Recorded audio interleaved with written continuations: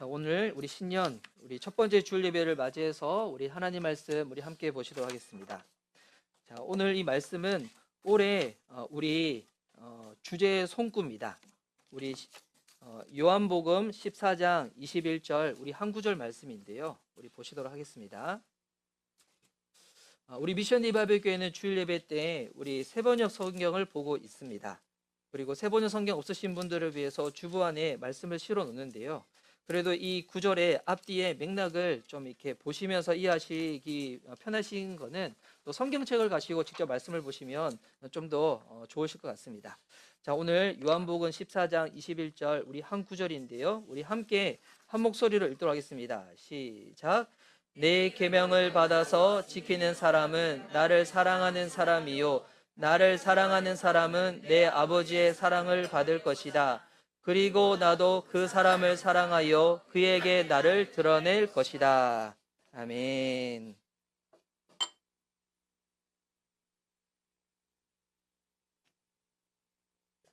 자, 오늘 읽은 요한복음 14장 21절 말씀을 가지고 26년도 교회 표어입니다. 오늘 설교의 제목이 우리 함께 한번 읽어볼까요? 이 제목을 자 시작. 성경대로 함께 첫걸음을 놓다. 오늘 우리 설교 제목이고 우리 교회 표어인데요. 이 말씀으로 은혜를 누리고자 합니다.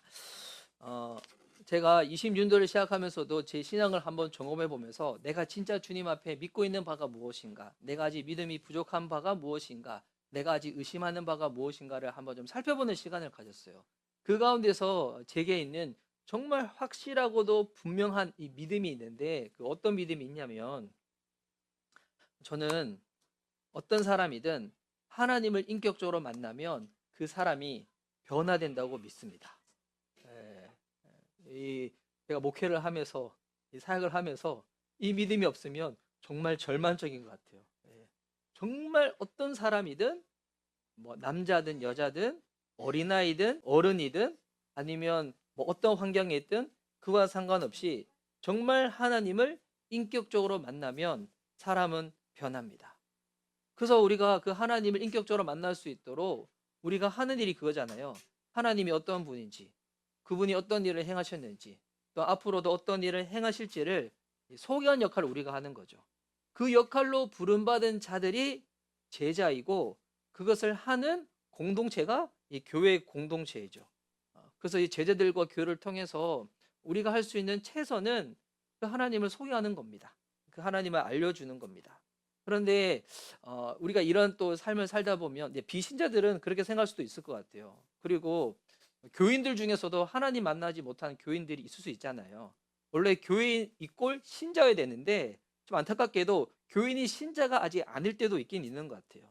그래서 아직 하나님을 만나지 못하다 보면 이 교회나 하나님 보면서 이런 생각할 수가 있어요. 왜 교회 다니는 사람들은 이렇게 말들이 많을까? 교회 다니는 사람들은 왜 이렇게 유별날까?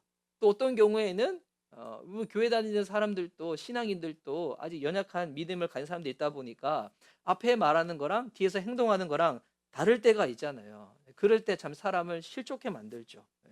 그리고 이제 막상 교회에 딱 왔는데 왜 이렇게 해야 하는 것들이 많은가? 또 신앙생활은 왜 이렇게 복잡한가? 그러니까 교회 안에서도 그럴 거예요. 우리 이제 특별히 청소년들도 그런 생각할 수도 있을 것 같은데 신앙이 참 어렵다, 부담스럽다 라고 느끼시는 분들이 있을 수가 있습니다. 우리 교회 안에서도 그런 분들이 있을 수가 있습니다. 그럴 때 이제 뭘 믿어야 될지 모르겠고 어떻게 살아야 될지 막막하고, 그걸 잘못하면 무언가 벌 받을 것 같고 정죄 받을 것만 같고. 근데 예수님이 제자들에게 알려주신 신앙도 그럴까요? 그렇지 않을 거예요. 예수님이 제자들에게 알려준 신앙은 어떻게 보면 되게 단순했어요. 예수님의 제자들 만났을 때 하셨던 그 말씀, 그리고 예수님이 부활하시고 난 다음에 제자들 만났을 때도 하셨던 말씀은 딱 한마디였어요. 뭐냐면 나를 따라와. 나를 따라와.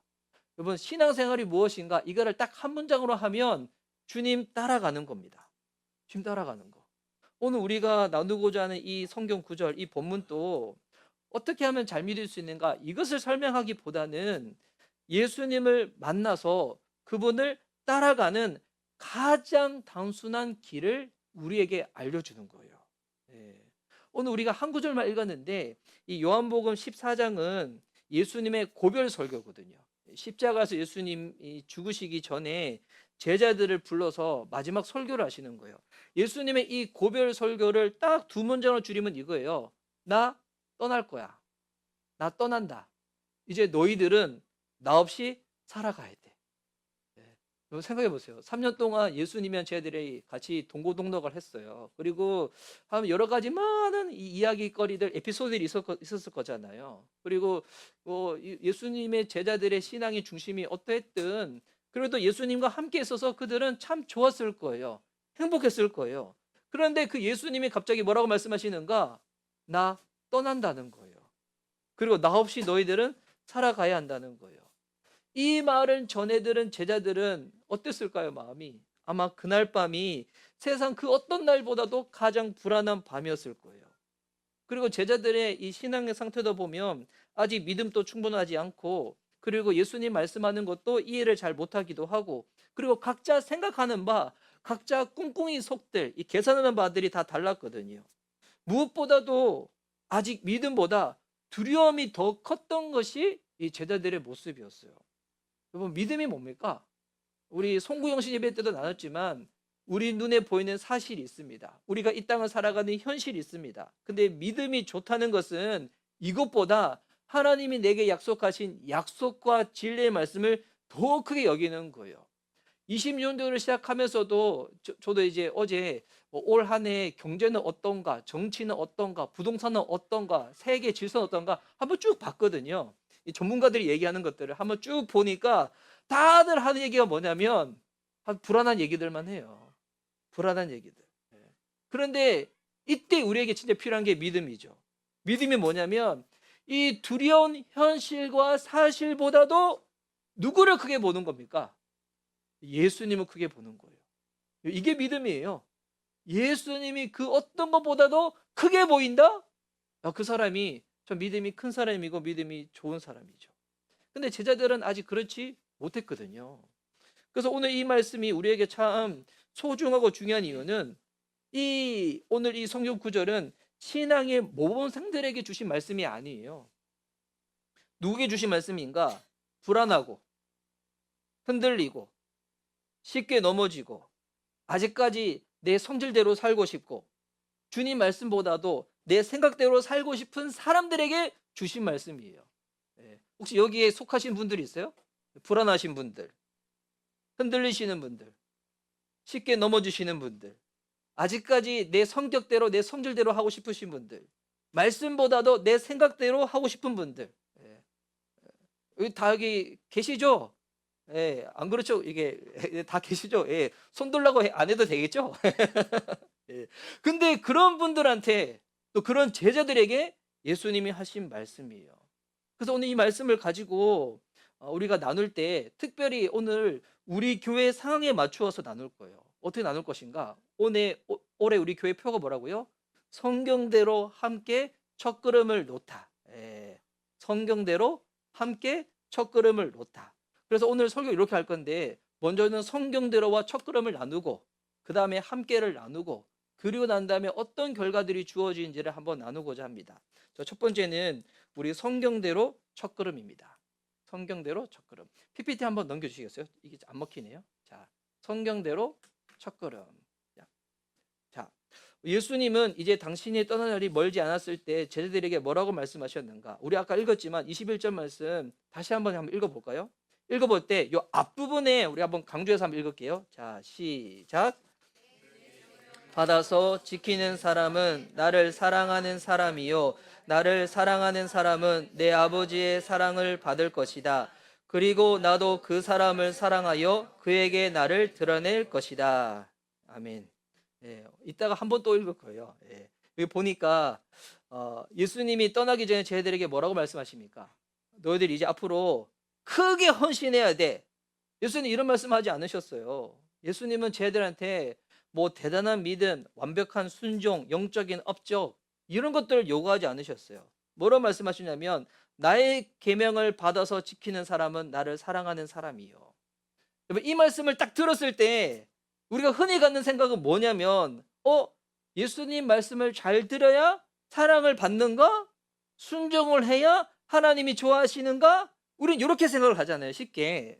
우리가 왜 그렇게 쉽게 생각하냐면 이 세상이 그래요. 뭐 세상 모든 것들은 조건부이지 않아요? 이렇게 하면 이렇게 해줄게. 이렇게 안 하면 넌 이렇게 될 거야. 되게 이게 조건부잖아요. 근데 예수님의 말씀의 의도는 이게 아니에요. 이게 원어적으로도 그렇고 맥락적으로도 그런데 이 무슨 의미냐면 어떤 사람이 하나님의 계명을 지키는가? 어떤 사람이 하나님의 계명을 지킨다고요?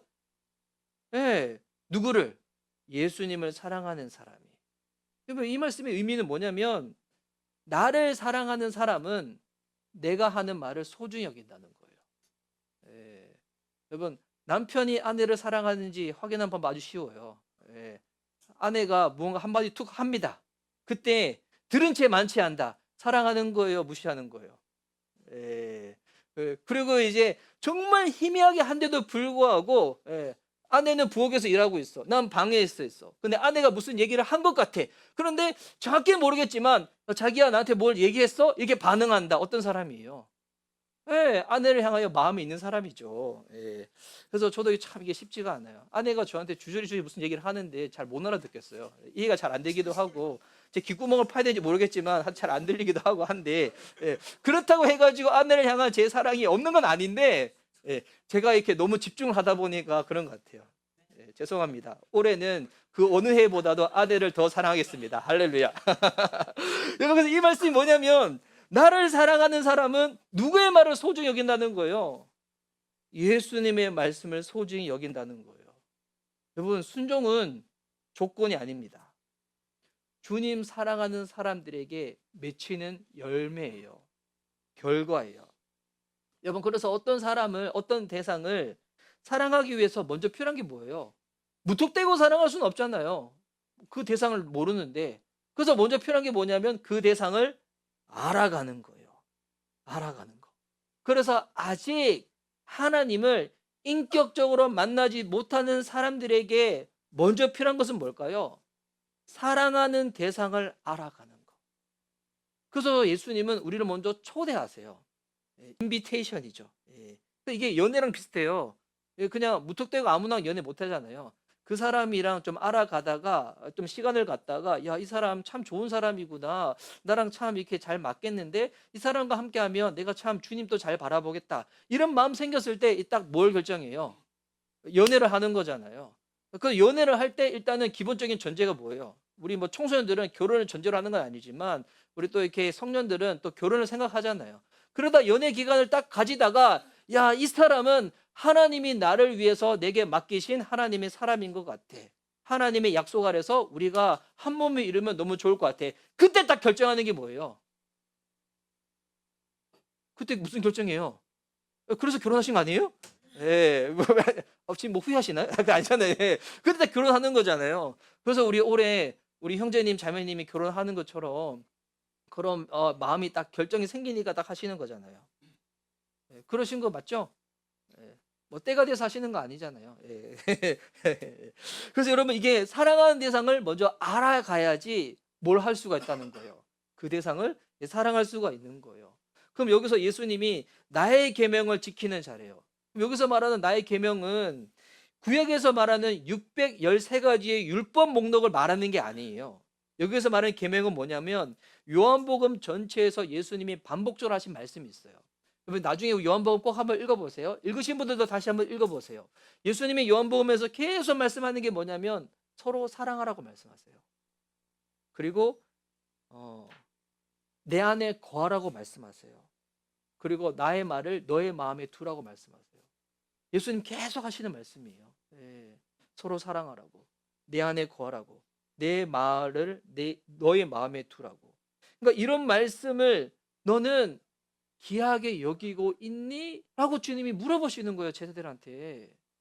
너는 내가 너에게 하는 너희들과 지금까지 했던 이 말들을 너희 마음에 두고 있니? 우리 교회 올해 표가 성경대로죠. 그래서 여기서 성경대로는 부담이 아니에요.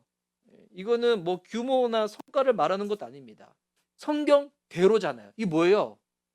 방향이에요, 방향. 우리가 하나님을 사랑하는 그 마음으로 단순하게 이해하고 주님을 사랑하는 그 마음으로 내가 단순하게 주님을 따라가 보겠습니다. 순종해 보겠습니다. 라고 내가 방향을 주님께로 딱 설정을 하는 거예요. 제가 설교 소도에 말씀드렸죠. 하나님을 인격적으로 만나면 저는 정말 사람이 변화되어진다고 믿는다고. 그러니까 여기서 말하는 변화도 뭐냐면 우리는 변화를 좀 잘못 생각하는 경우가 있는데 한꺼번에 모든 것이 다 바뀌는 게 변화라고 생각해요.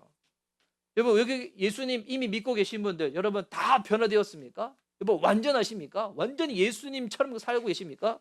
그러지 않죠. 변화를 우리가 잘 이해되는데 변화는 뭐냐면 한꺼번에 모든 것이 다 변하고 다 지켜내는 것 이걸 말하는 게 아니에요. 방향이 바뀌는 거예요. 지금까지는 내가 원하는 바대로 세상이 말하는 바대로 내 마음이 이끌리는 바대로 살아갔던 내 인생의 방향을 예수님께로 두는 거예요. 그분의 말씀께로 두는 거예요. 여러분 이게 뭐냐면 변화예요, 변화. 그래서 한꺼번에 멀리 가는 게 아니에요. 이 방향이 맞추어졌다. 그다음부터 어떻게 하면 돼요? 천천히 가더라도 뭐 속도가 느리더라도 한 걸음씩 떼면 되는 거예요. 여러분 묻고 싶어요. 여러분 올해 시작하면서 방향 설정 잘 하셨습니까? 여러분 어디를 향하여 누구를 향하여 여러분의 마음의 중심과 삶의 그 길을 딱 두고 계십니까? 근데 이것을 올해 우리 교회는 어떻게 하겠다고요? 함께 하겠다는 거예요. 함께 하겠다는 거. 그래서 우리 PPT 그 다음 한번 넘겨주시면 우리 함께입니다. 함께. 그럼 왜 함께인가? 여러분 이건 일단은 성경에서 이유를 찾아야 되겠죠. 여러분 이 말씀은 개인에게만 주어진 말씀이 아니에요. 그렇죠. 여기 14장에서 예수님은 이 말씀을 듣는 대상을 이 14장을 한번 읽어보시면 이 세 번 성경에는 계속 그 대상을 너희라고 말하고 있어요. 너희. 그러니까 너희 누구예요? 예수님의 제자들 전체를 지칭하고 있는 거죠. 그래서 이 예수님은 제자들 가운데 어떤 모습을 원하셨냐면 회복도 함께, 실패도 실수도 함께, 그렇게 함께 발을 맞춰서 나아가라는 거예요. 잘하는 사람도 있겠죠. 그리고 평균치를 내는 사람도 있겠죠. 그런데 그 와중에 못하는 사람도 있을 거예요. 근데 예수님이 원하시는 바는 무엇인가? 가능한 대로 도태되지 아니하고 가능한 대로 함께 나아가라는 거예요. 여러분 신앙생활 또 처음 할 때는 모를 때는 막 그러다가 근데 어느 정도 이제 눈이 뜨였어. 그리고 좀 익숙해졌어. 그러다 보면 신앙생활도 마치 경쟁처럼 하시는 분들이 있어요. 오늘 제가 목회 칼럼에 글 났는데 여러분 신앙은 경쟁이 아니에요. 신앙은 뭐예요? 여정이에요, 여정. 여러분 여행 어떻게 하는 거예요? 함께 하는 거예요. 제가 작년에 아들과 그 오사카 여행을 한번 갔다 오고 난 다음에 그때는 몰랐는데 갔다 오고 난 다음에 생각해 보니까 참 좋았던 것 같아요. 그때 이제 저희가 이제 3박 4일 일정을 짤 때 제가 일단 생각하는 부분을 얘기를 나누고 또 아들의 의견을 듣고 그렇게 일정을 맞췄거든요. 왜 그렇게 했을까요? 경쟁하는 거 아니잖아요. 여행은 뭐 하는 거예요? 같이 하는 거잖아요. 같이 누리는 거잖아요. 그래서 올해 1월 달에도 저 신기하게 하여튼 저희 막내는 올해도 기도 제목이 뭐냐면 일본 유학 가고 싶다는 거예요. 너무 신기해요. 어디서 이 바람이 들어온지 모르겠는데 그 제가 어제 물어봤어요. 왜 일본 유학 가고 싶냐고 했더니 그냥 일본어로 수업 한번 듣고 싶대요. 하여튼 뭐 왜 그 마음 든지 모르겠어요. 그래서 일단 그러면 일본을 한번 올해 맛보게 해주려고 작년에 이제 어느 분이 저한테 좀 이렇게 용돈을 주셔가지고 지금 이제 올해 1월 달에 좀 시간을 내서 저희 막내랑 한번 일본 갔다 오려고 생각을 하고 있거든요. 그러면 제가 이 여정을 어떻게 짤까요? 만약에 막 경쟁적으로 막 하지 않겠죠. 여행 어떻게 하는 겁니까? 함께 하는 거잖아요. 함께 하는 분이 함께 즐기고 함께 누릴 수 있도록. 이번 신앙생활 어떻게 하는 거라고요? 누가 기도를 더 많이 했고 기도를 못 했고 나는 너보다 성경을 더 많이 읽었고 너는 성경 아예 안 읽었고 나는 교회에서 헌신을 많이 하고 있고 너는 아무것도 안 하고 있고 너는 못하고 난 잘하고 있고 이거를 구별하는 게 여러분 신앙 공동체가 아니라는 거예요. 어떻게 하는 거예요? 함께 하는 거예요. 그래서 남들보다 좀 성숙하신 분들은 어떻게 하는 거예요? 아직 이게 익숙지 않으신 분들, 잘 못하시는 분들한테 맞춰주는 게 신앙의 성숙이에요. 신앙의 성숙. 근데 세상은 그렇지 않죠. 세상은 약자가 강자를 섬기죠. 근데 여러분, 교회 공동체, 신앙 공동체는 강자가 약자를 섬기는 겁니다. 예. 그래서 성경 통독도 제가 이번에 새날 경고 큐티집을 만들 때 제가 눈높이를 어디에 맞추려고 했냐면 청소년한테 맞춰서 만들어 봤어요. 청소년한테. 예. 묵상을 할 때 본문이 길면 힘들지만 한 구절은 할 수 있지 않을까? 한 구절은? 예. 그리고 이게 좀 너무 신학적으로 어렵지 않고 정말 쉽게 설명할 수 있는 부분들로. 그래서 조금 편집은 아쉬워요. 예. 제가 디자인을 잘 못하기 때문에. 하지만 저의 마음을 녹여서 실어서 만들었기 때문에 저는 딴 거보다 우리 청소년들이 큐티집을 가지고 다니면 너무 행복할 것 같아요. 예. 가지고 다녀 줄 거죠? 예. 하나님 다 봤다. 예. 그리고 여러분, 성경 통독도 그래요. 성경 통독도 잘하신 분들은 내버려둬도 그냥 1독, 2독, 3독 그냥 알아서 합니다. 그런데 그렇지 않고 왜 함께 하려고 하는 것인가? 아직 익숙치 않은 분들이 있거든요. 예. 여러분, 그거 아세요? 요즘은 영상 시대다 보니까 제 청년들 중에서 진짜 그런 청년들이 있어요. 글자를 잘 못 읽는 청년들이 있어요. 예. 눈으로는 읽어요. 소리 내서 읽는 걸 잘 못하는 청년들이 있어요. 예.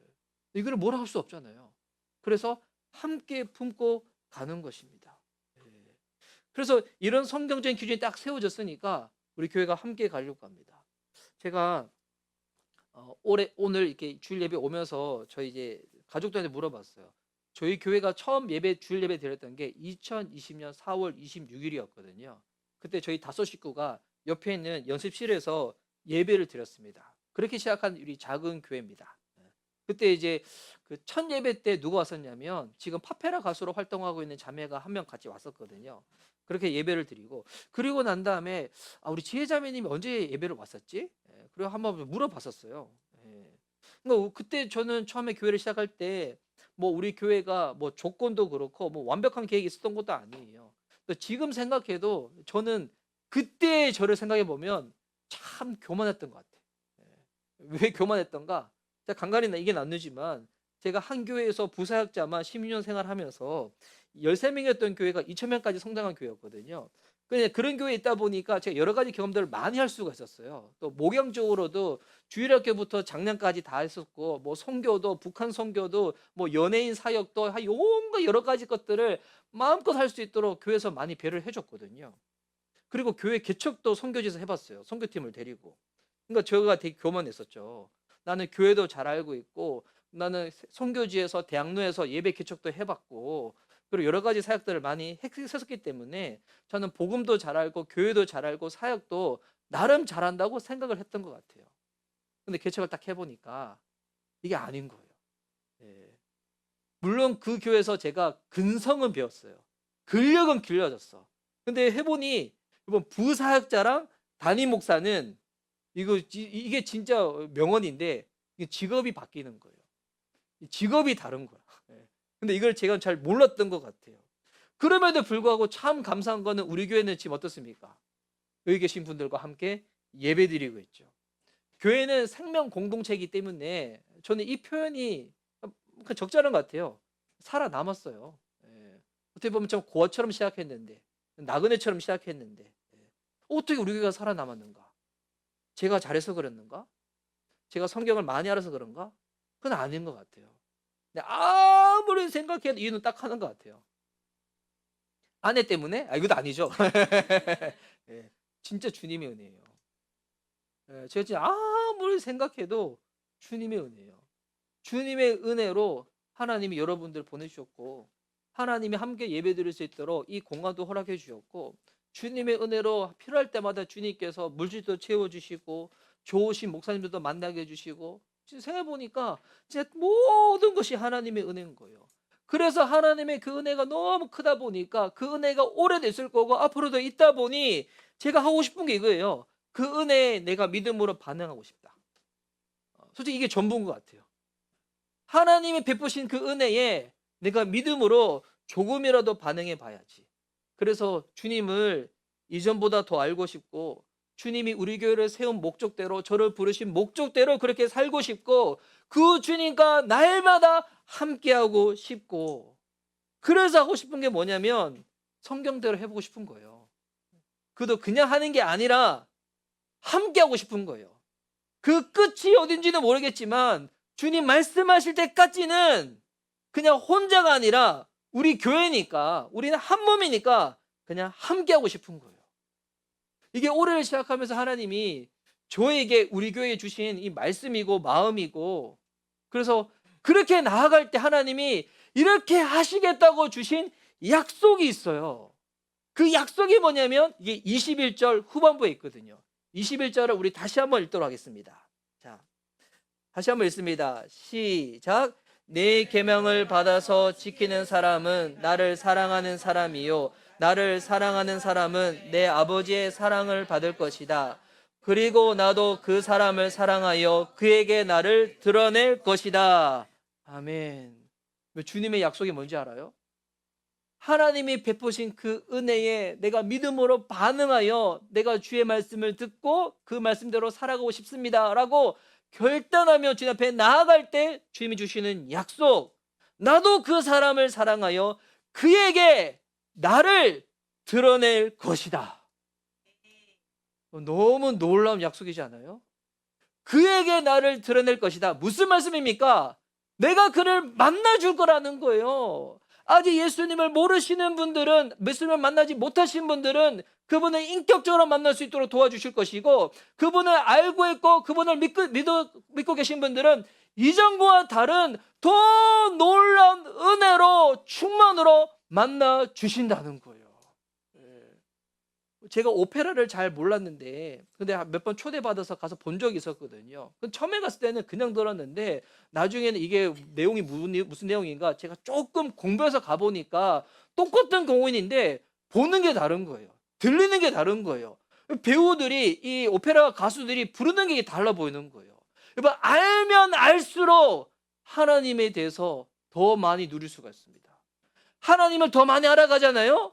그러면 내가 그분을 더 많이 사랑할 수 있고, 더 놀라운 것은 하나님이 나를 더 사랑하셔서 하나님이 더 많이 나를 만나 주신다는 거예요. 여러분, 그래서 신앙의 목표는 규칙을 잘 지키는 게 아니에요. 그분을 알아가고 그분을 만나고 그분을 사랑하는 거예요. 이거 종교적 보상이 아니죠. 약속이에요. 관계에서 주어지는 약속입니다. 이게 여러분, 이 기독교의 핵심, 복음의 핵심이지 않아요? 기독교의 신앙은 우리가 하나님을 발견하는 종교가 아니에요. 하나님, 그분 당신이 우리에게 자신을 나타내시는 종교예요. 드러내시는 종교. 이거를 계시라고 하잖아요. 우리에게 당신을 드러내시는 것. 우리 성탄은 하나님이 이 땅에 오시는 사건이었죠. 이제 십자가는 하나님이 우리를 대신하여 죽으시는 사건이었습니다. 그리고 부활은 예수님이 하나님의 아들이심을 증명하는 사건이었습니다. 이제 그 복음을 통하여 예수님을 영접하는 자들은 이제 성령님을 통하여서, 성경 말씀을 통해서, 우리가 함께 사귀는 이 공동체를 통해서, 또한 여러분의 개인의 삶 속에서 하나님이 당신을 드러내실 것입니다. 여러분, 이전과 다른 그 하나님을 여러분이 만나보시게 되실 것입니다. 아직 하나님을 인격적으로 만나지 못한 것 같다. 그렇다면 한번 이렇게 말씀드리고 싶어요. 지금 당장은 다 믿지 않아도 괜찮습니다. 이해되지 않아도 괜찮아요. 하지만 이 약속이, 이 말씀이 사실인지 한 걸음 떼어 보시는 것 어떻겠습니까? 정말 예수님이 살아계셔서 그분이 이 세상 모든 것들을 다스리고 주관하시는 하나님이시라면 그분이 정말 살아계신지 한번 알아가 보는 것, 정말 그분이 나에게도 말씀하시는 하나님인지 경험해 보는 것, 그건 어떻겠습니까? 그렇다면 이제 마지막 결론은 이거죠. 우리 PPT 마지막 결론 한번 띄워주세요. 자, 오늘 우리 성경대로 함께 첫걸음을 놓는 거죠. 우리가 이제 해야 될 것은 뭐냐면 함께 첫걸음을 놓는 겁니다. 더 잘하려고 애쓰는 것 아니고, 더 커지려고 막 노력하는 게 아니라 그 은혜의 믿음으로 반응하여서 하나님, 내가 한 걸음 한 걸음 가 보겠습니다. 올해 우리 같이 성경 읽자고 했잖아요. 근데 이것도 아마 여러분 개인적으로 가족적으로 좀 다를 거예요. 준비된 정도에 따라서 어떤 분들은 그 분량을 다 채워가면서 읽을 수도 있어요. 근데 여러분 그러지 못해도 돼요. 한 장만 읽어도 되고, 한 장도 부담스러우면 한 구절만 읽어도 되고, 아직 한 구절 묵상하는 것도 부담스러우면 그냥 나는 아직 주님을 잘 모르니까 주일 예배라도 내가 한번 잘 지켜봐야 되겠다. 여러분 이 정도만 하셔도 괜찮습니다. 그러다 보면 나중에 하나님께서 계속 우리들 마음 가운데 마음 주실 거예요. 내가 이것보다는 조금 더 해볼까? 내가 이것보다는 조금 더 주님 앞에 나가볼까? 중요한 거는 그 은혜의 믿음으로 반응하고자 하는 내 마음의, 내 믿음의 이 결정입니다. 이건 완벽하지 않아도 괜찮고요. 느려도 괜찮습니다. 아까 변화가 뭐라고 했어요? 방향이죠. 방향. 내가 주님께로 방향을 맞추는 거예요. 올 한 해 내가 말씀으로 방향을 맞추는 거예요. 그러면 이 방향을 쭉 가다 보면 그 끝에서, 그 과정 중에서도 예수님 우리를 만나 주시지만 그 끝에서 예수님이 우리를 만나 주시는 거. 여러분 그게 뭐예요? 하나님 나라 입성하는 거죠. 천국에 가는 거죠. 여러분 그 일환으로 우리가 성경 통독도 해보고 한 구절 묵상도 해보고 가정 목장도 해보자는 겁니다. 아직 부담되시고 준비되시면 천천히 하셔도 됩니다. 마음을 준비하시는 하셔도 됩니다. 중요한 거는 방향입니다. 올해 이 표대로, 성경대로 혼자 말고 함께, 우리 가족과 함께, 우리 자녀와 부모와 함께, 우리 어린이들, 청소년들, 청년들, 장년들 함께, 교회 생활이 어렸을 때부터 익숙한 모태신앙이든 그렇지 않든 상관없이 함께, 오늘 부득이한 사정으로 이곳에 오지 못한 우리 식구들도 함께, 아직 우리 마음에 품고 있는, 아직 주님을 모르는, 주께서 우리에게 붙여주신 그 VIP들도 함께 뭐 하는 거예요? 그 첫걸음을 놓아보는 거.